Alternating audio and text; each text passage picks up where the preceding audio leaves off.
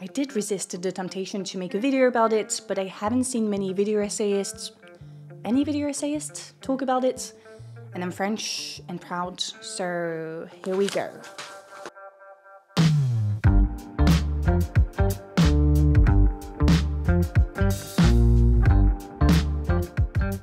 We love a literary metaphor to help us understand art and life, don't we? Well, today I'm going to show off how cultured I am and talk to you about this thing I learned about in Latin class in middle school. Yes, we do that in France. It's not compulsory though, so usually the classroom is filled with kids like me who were forced by their parents to attend because it's important to understand the etymology of words like altruism, consensus, influx, or cunnilingus. We also learned about the drama between Greek god and goddesses, the cheating, the polyamory, the betrayals, the jealousy, the bedrock of Western civilization, we were told. And I remember that one day we had to dress as Greek mythology characters. I was still in my people-pleasing era, so I picked Aphrodite. Now I would go with Medusa for sure. In fact, nobody picked Medusa. She was ugly, scary. In some ancient representations, she also had a beard or horns, so not cute. But that was only the surface of Medusa's story. The woman with snake hair who transforms those who look at her into stone. We see Medusa as a monster, but her story is a bit more complex than that, but I'll go back to it in a bit.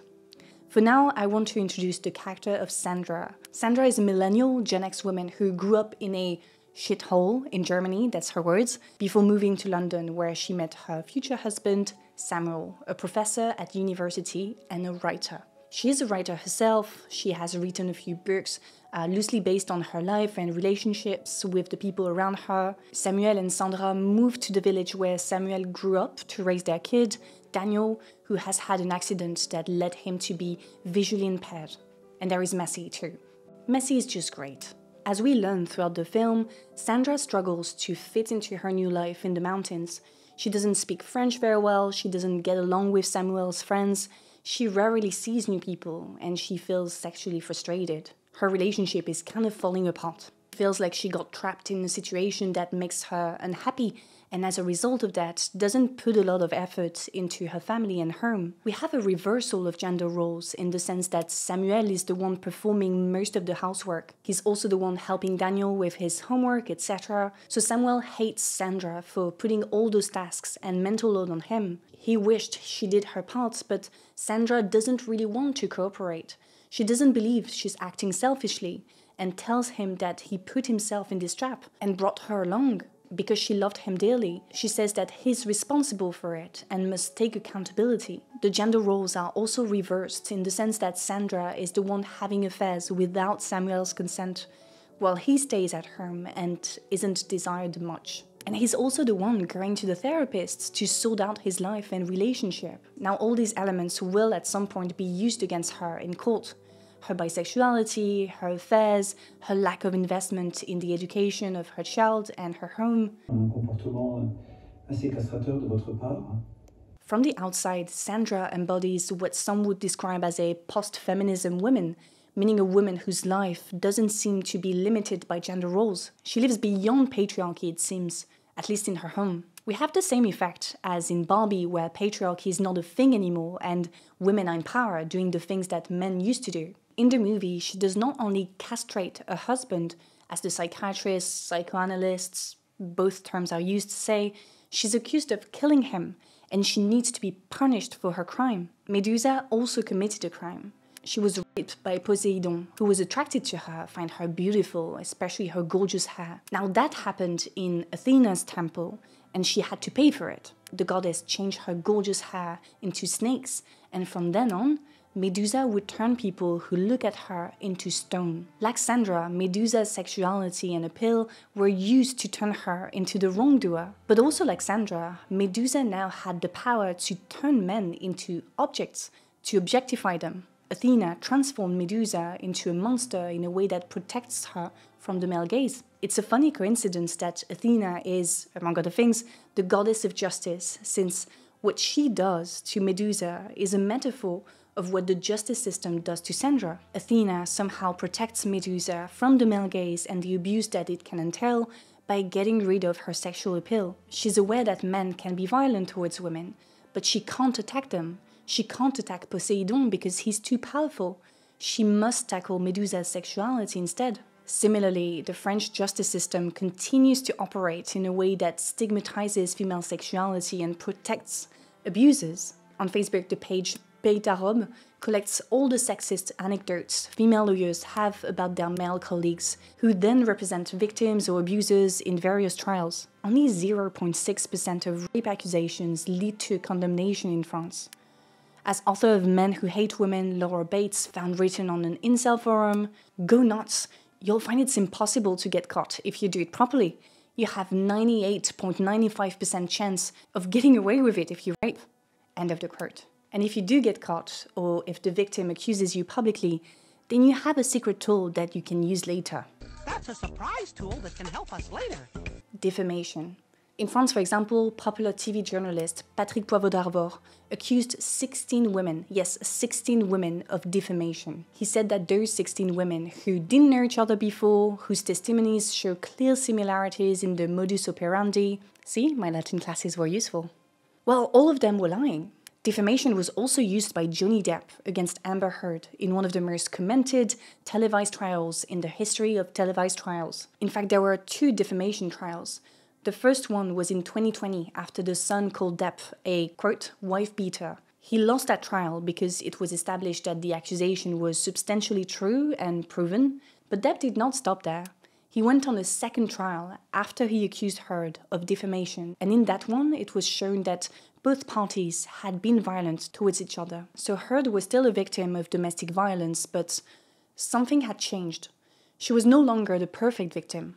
Like Sandra and Medusa, her sexuality was used against her during the trial. I remember how people used to comment on her hairstyles and how inappropriate it was to look that cute at a trial, implying that she should look sad, ugly, unwomanly, because a victim of domestic abuse is not a woman anymore, she's an object. On social media, an insane harassment campaign unfolded. People dissected every single thing she said or did to prove that she was a monster.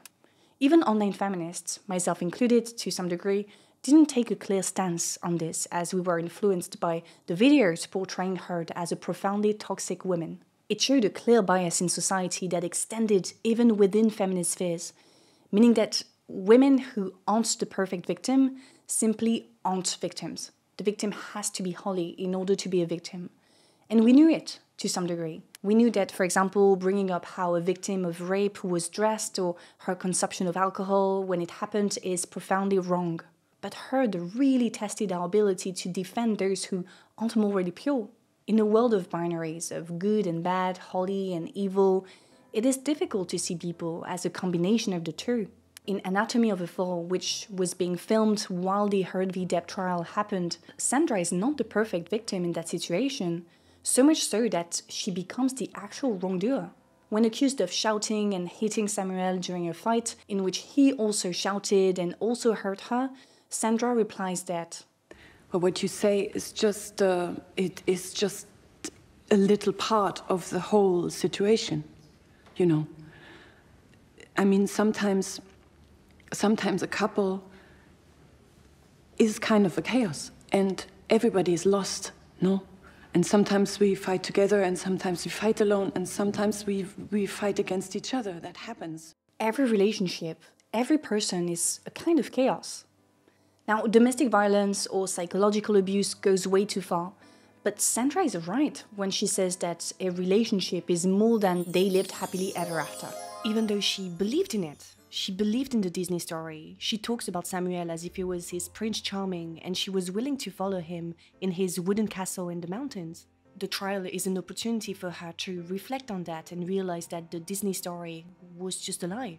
It is hard to moralize a relationship, but that is what the lawyers and judges are expected to do. What Sandra explains is that we moralize according to our biases, which are themselves a reflection of the society we live in. So even though Medusa was raped, even though Heard was the victim of domestic violence, and even though Sandra did not kill Samuel, the moralizing targets them as imperfect women. But there's a subtle nuance there between the stories of Medusa, Heard, and Sandra.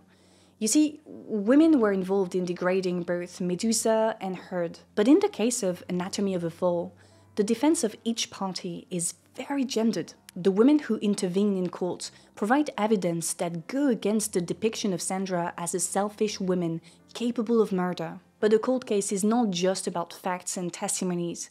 As much as judges try to stay impartial, culture and biases do play a role. Now Sandra, a writer, was also accused of mixing fiction and reality, the same way Heard was accused of acting during the trial. So for example, it was said that Sandra's stories, especially a passage where she depicts a crazy person thinking about the murder of someone she can't stand anymore, were actual proof that she was capable of killing Samuel. When it comes to Heard, well, her acting skills were proof that she was lying. There's a passage in the movie where a guy on TV says that even if Sandra is not proven guilty, it sounds much better to have a writer killing her husband in an act that bridges fiction and reality than just a teacher killing himself. So Sandra is no longer perceived as a person with feelings and emotions. She's a cultural symbol, like the Black Dahlia or Lolita or Medusa, who before they became cultural entities were victims, actual victims. But we forget that, we romanticize in order to deflect responsibility. Now I want to go back to the roots of the problem. Sandra explains that everything changed after Daniel's accident, but for me it seems that everything really changed when they moved in the chalet. The chalet signals isolation. In fact, the mountains is a recurring setting for thrillers in French pop culture, so I really like the fact that Justine Triet used it as a setting. That's the sort of pop culture element that compensates for the indie vibe of the characters. The mountains, the chalet, is the perfect place for thrillers, since violence can be committed without anyone noticing. The melting ice washes out any trace. The distance between chalets prevents anyone from hearing the screams. I always bring up this study showing that domestic violence is more common in rural, isolated areas, and it makes total sense, you know? The chalet is also a metaphor for domesticity. The family is trapped in a block of wood, lost in a village in the mountains, and they feel miserable. The dad performs most of the house chores, the mother doesn't see anyone new, and the kid only gets to socialize at school twice a week. Even though the characters seem progressive, domesticity prevents them from living a happy life, having a happy relationship. I found it so interesting that Justine Triet, the director, chose to explore the theme of domesticity through progressive characters. Because you know, on social media we have talked a lot about the trad wives, maybe a bit too much some would say, which is kind of true. Triet shows us that domesticity is inherently toxic, whether you're conservative or liberal. The home, like the justice courts, the two main environments in the movie, are units of control that reproduce social norms more than they challenge them. Living the home is the path towards liberation, and we see it in the movie. Every time Sandra is not in her house or in the court, she's so happy. And I'm not saying live the family, live your relationship, run. I'm just reflecting on the fact that we're increasingly isolated because we want to move in with our Prince Charming or Princess in the castle, which usually looks like a suburban house with a private garden around it. Because we're exhausted by work and use free time to recharge on our own. Because we don't have enough money to pay for third places like the gym or art classes. Because some don't even have enough money to pay for gas to get out of the house. Like, this is the reality we live in. And so it really scares me whenever I see people advocating for more isolation, more domesticity. Don't you have enough? Social isolation only produces misery, scientists say. We desperately need to reconnect. And I know it's easy to say that when we're losing all third places and those who still exist are getting increasingly privatized. That's another topic in and of itself that I may tackle in another video. I can reference some videos that were made on that topic as well. There are so many other things I could have said about this movie.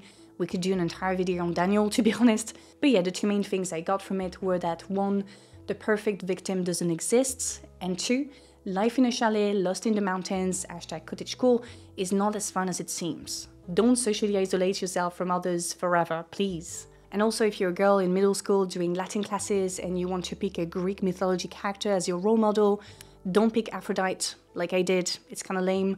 Pick Medusa instead. That's it for today. I hope you enjoyed it. As always, the conversation continues in the comment section. Don't forget to like, to subscribe if it's not already done. As always, I would like to thank my patrons for their support.